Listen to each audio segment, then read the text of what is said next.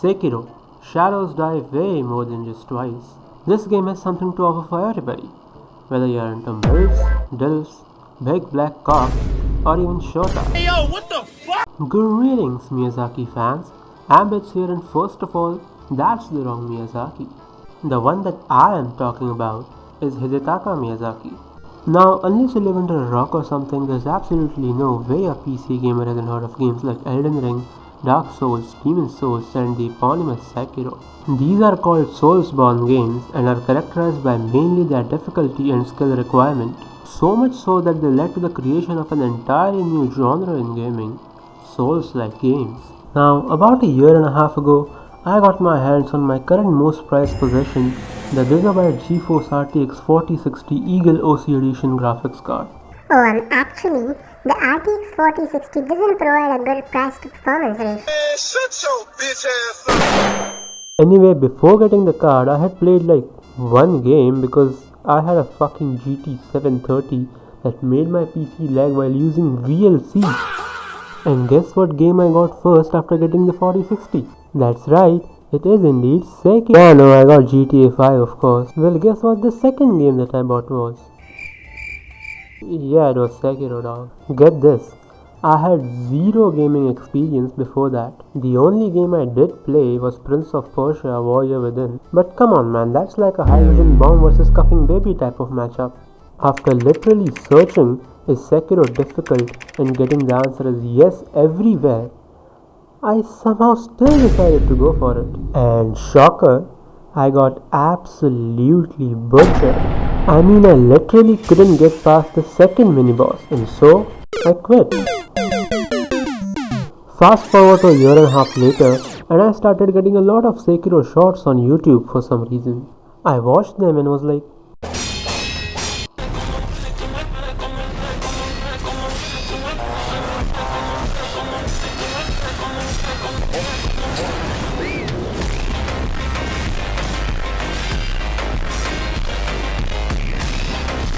damn, this looks sick. And that's why I decided to get the game again. But this time around, I was equipped with a lot more gaming experience, most notably from Ghost of Tsushima. I know the difficulties of the two aren't remotely comparable, but at the end of the day, you're just a guy walking around with a cool sword in both of them. So I went ahead and bought Sekiro and booted it up. And now, the journey had begun. Now, originally, I was just planning to upload a Sekiro boss fight screen recording and call it a day, but I decided that I had had enough of just uploading raw, unedited footage. So in this video, I'm also gonna try to cover my journey prior to the fight with Genichiro Ashina, and don't worry about spoilers. There are no story spoilers in this because I'll only be covering my experience with the bosses. The game begins by putting you inside a hole. Then you meet your master Kuro, and now you have to escape this place with him. This time around, I defeat the first mini-boss on my first try, and this indicated some progress. Then I find the secret way and escape with my master. Then we reach this pampas grass field thingy, and oh, who's that? You are then forced into a quote, unwinnable boss battle against Genichiro. You lose the battle because he's too fucking cracked, and swoop, he chops your arm off. Also, fun fact, you can technically win this battle against him, and then when you defeat him, he finally falls to his knees. Oh, but then he distracts you and swoop, he chops your arm off. You think you are dead, but then you wake up in the dilapidated temple. The sculptor dragged you there. You say, I thought I was dead. Oh boy, you were, but there is one thing you forgot about Sekiro. Shadows die twice.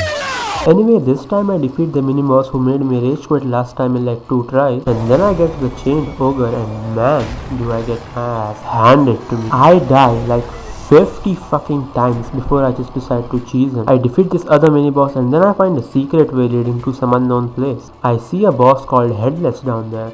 I try to fight it, but that thing gives me an effect which I didn't even know existed called Terror, which instantly fucking kills me.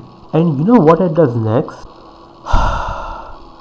It fists my ass, takes out the shit, and shoves it up its own ass. I'm not even joking. After a lot of travel and defeating many enemies, finally reached the gates of Ashina castle.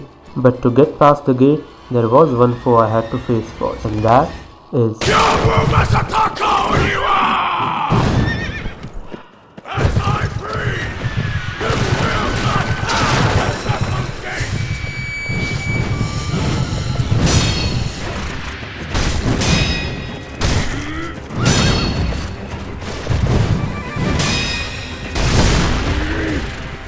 and I somehow got him on my second try.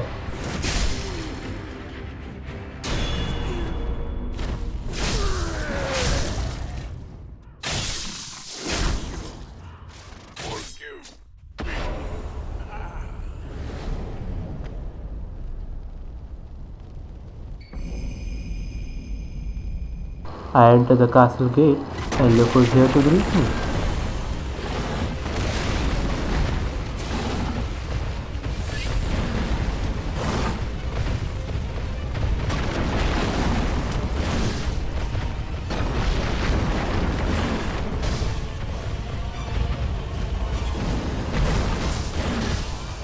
From there, I go to the Hirata estate, and I kid you not when I say this, but it was pure suffering. Hirata estate was hell, in ways more than just one.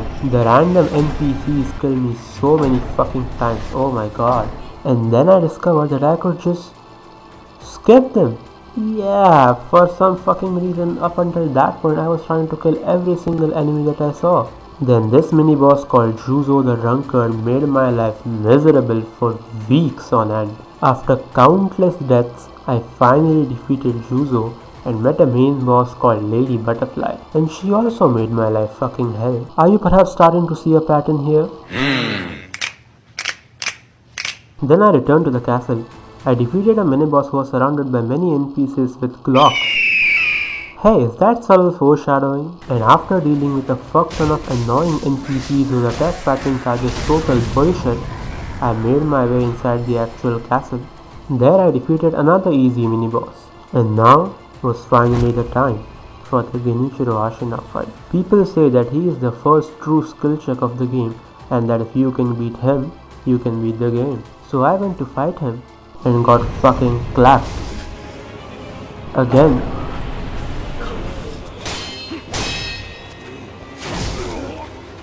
And again. And again. That statement was true.